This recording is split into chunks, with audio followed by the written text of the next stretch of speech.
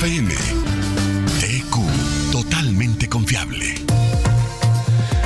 Son las 7 de la mañana, 19 minutos. En una extensa intervención, el señor presidente de la República ayer insistió en que la consulta va porque va. Dijo que hoy el señor ministro del Interior, Armando Benedetti, dará a conocer las preguntas para que se abra una especie de tiempo de debate, o para ajustarlas, o para cambiarlas, o para enriquecerlas, y que la radicará formalmente ante el Congreso el 1 de mayo, acompañado de una gran movilización popular. Pide que se llene 2 y 3 veces la Plaza de Bolívar y que una delegación diversa, multicultural, lo acompañe en ese proceso de radicación.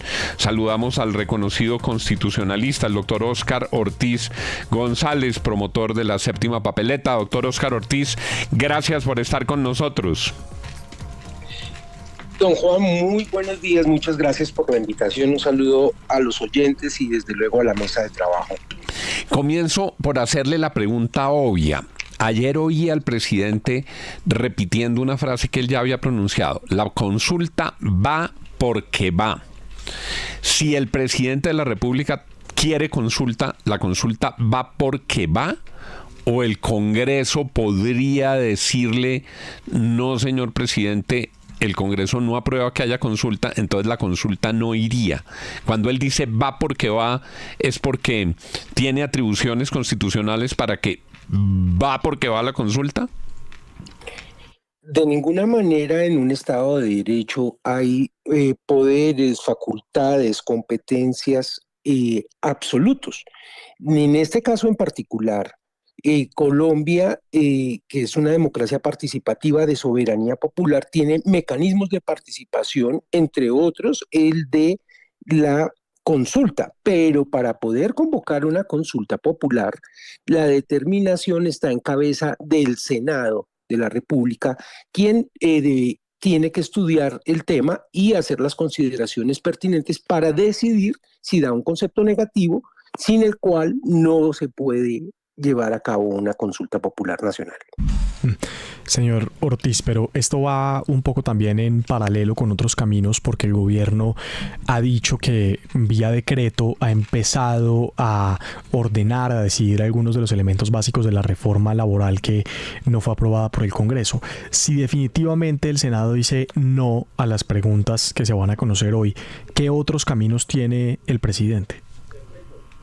Para efectos de llevar a cabo una consulta popular, no tiene un camino distinto que la Constitución.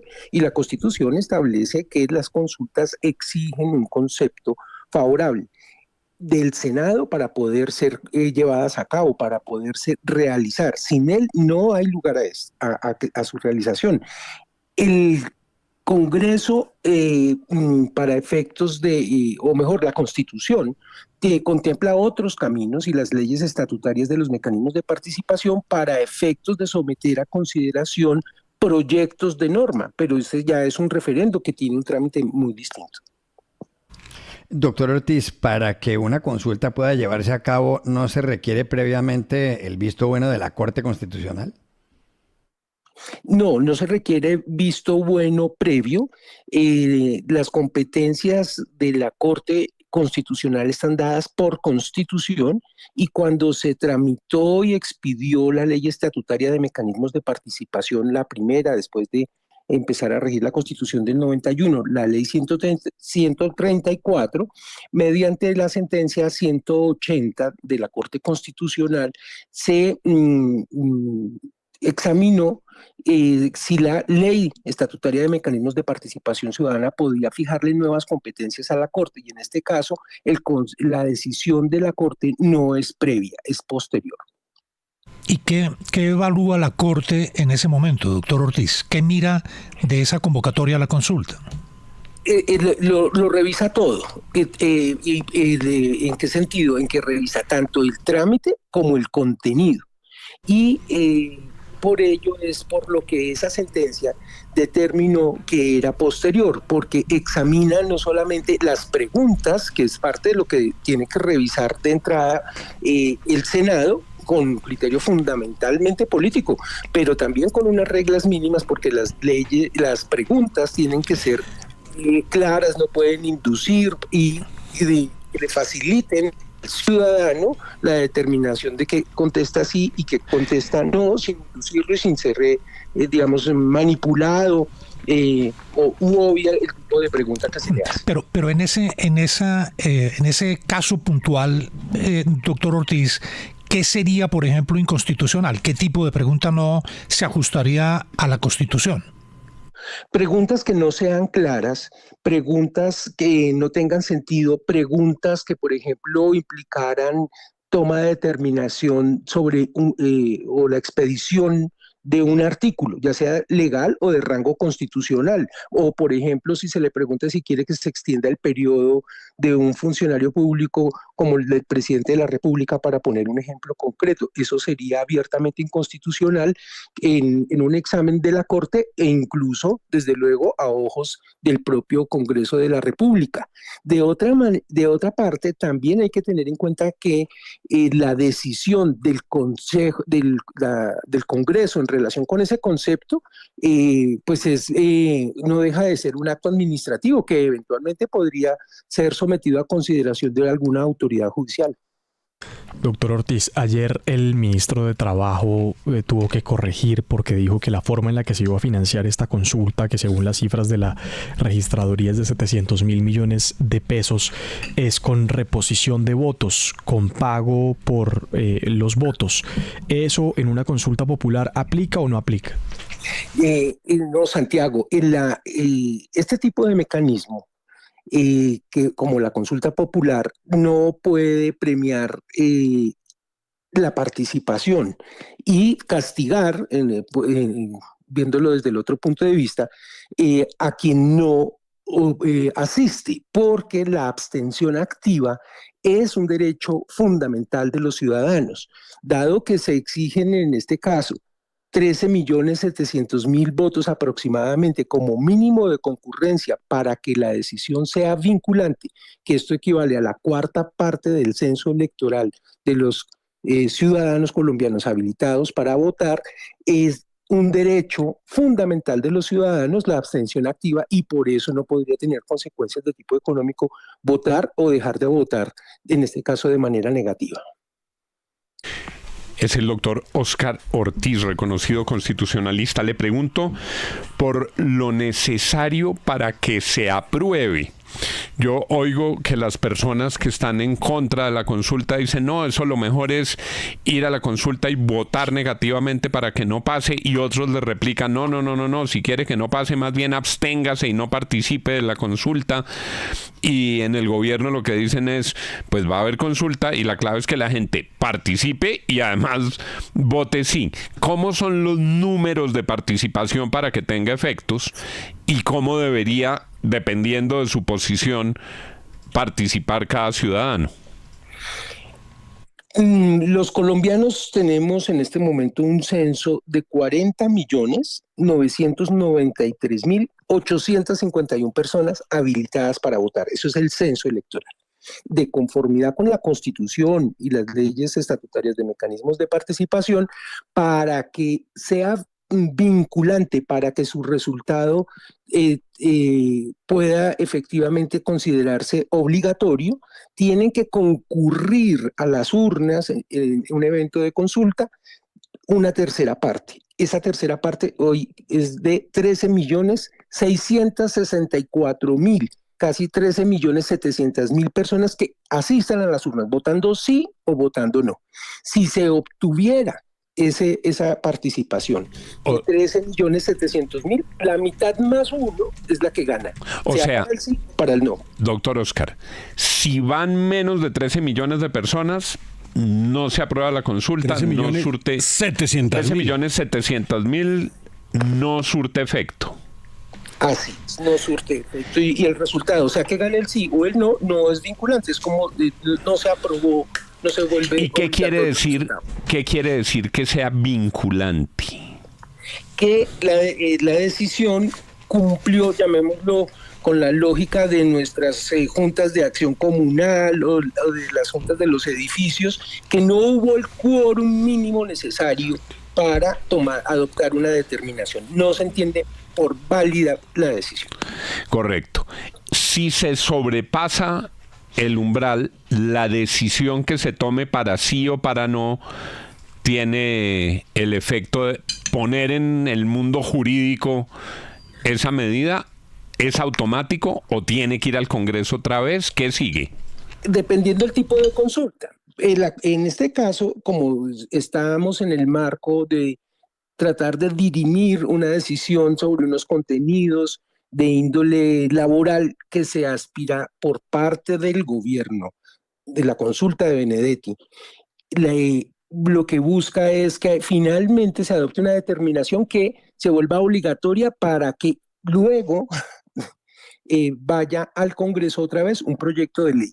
Y ese proyecto de ley tenga unos contenidos que en sus determinaciones principales, estará hablando de 10, 12 aspectos, tenga unos contenidos de los cuales no se pueda zafar el Congreso. Sí. Y para que eso sea así, tiene que participar 6.830.000 personas, una mayoría mínima, desde luego, para que ganara el sí.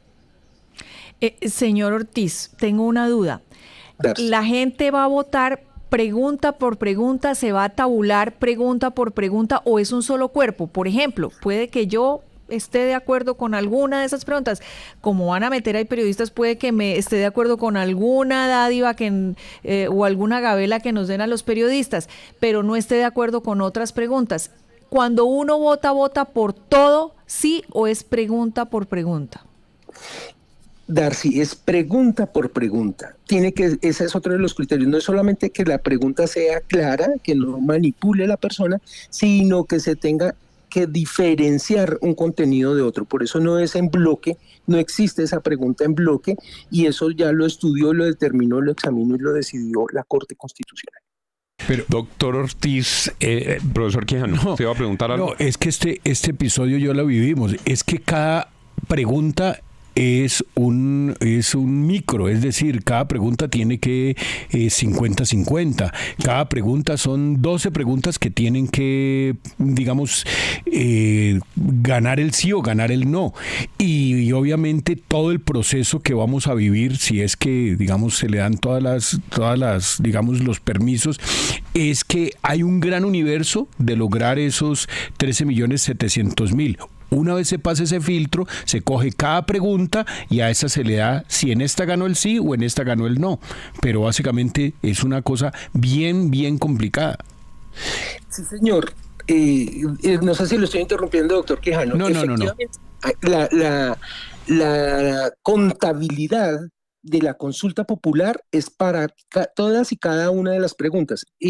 Porque en eso consiste justamente el juego limpio de cara a los ciudadanos. Y a cada una de esas preguntas se le hace esa contabilidad, ese examen de, llamémoslo, de participación mínimo y de mayorías. Entonces, cada una de las preguntas tiene que cumplir que participen más de 13.700.000 personas, y a cada una verificar si gana el sí o si gana el no. Son las 7 de la mañana, 33 minutos. Es el doctor Óscar Ortiz, reconocido constitucionalista. Esto es lo que viene con la consulta. Una pregunta final.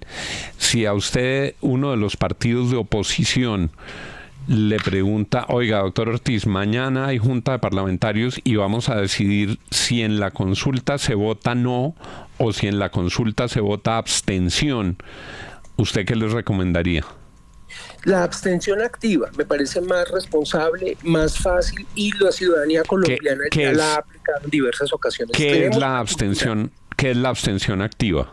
Que la gente que considera que no le conviene aprobar la consulta, en lugar de concurrir a votar no, ejerce su poder ciudadano, expresa su voluntad política de manera negativa, no yendo a las urnas a votar sí o no, sino no concurriendo a votar. Abstención activa. Y si ese mismo partido le dice, en el Senado ya llegó el cuestionario, ¿cómo votan nuestros parlamentarios? Sí, para derrotar, le preguntaría a un partido de oposición. Yo oí, por ejemplo, a Germán Vargas un día diciendo que vayamos a las urnas y derrotamos en las urnas al presidente, pero otros dicen no, lo mejor es evitar la consulta que le hace daño a Colombia. Si ese partido de oposición, cualquiera, le pregunta a doctor Ortiz, ¿qué hacen nuestros parlamentarios en la plenaria del Senado? ¿Votan sí o no que haya consulta?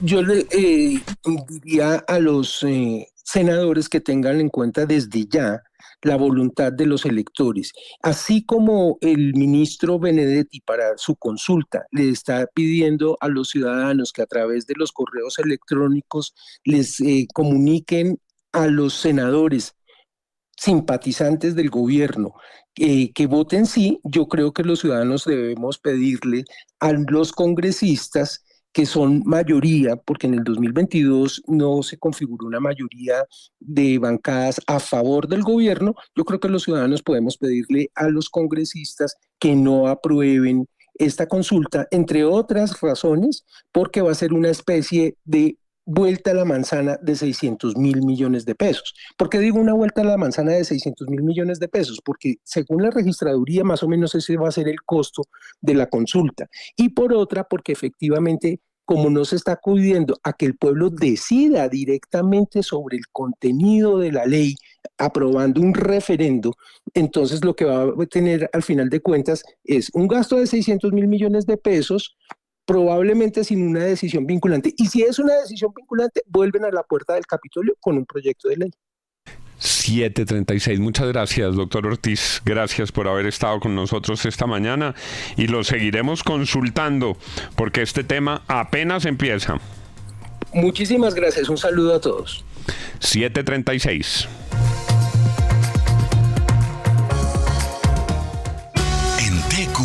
Nos mueve la confianza en un mejor futuro, aquel que nace de la salud y el bienestar de las personas. Cuidando la vida, aportamos al futuro de todo un país. TQ, totalmente confiable. Todas las noticias.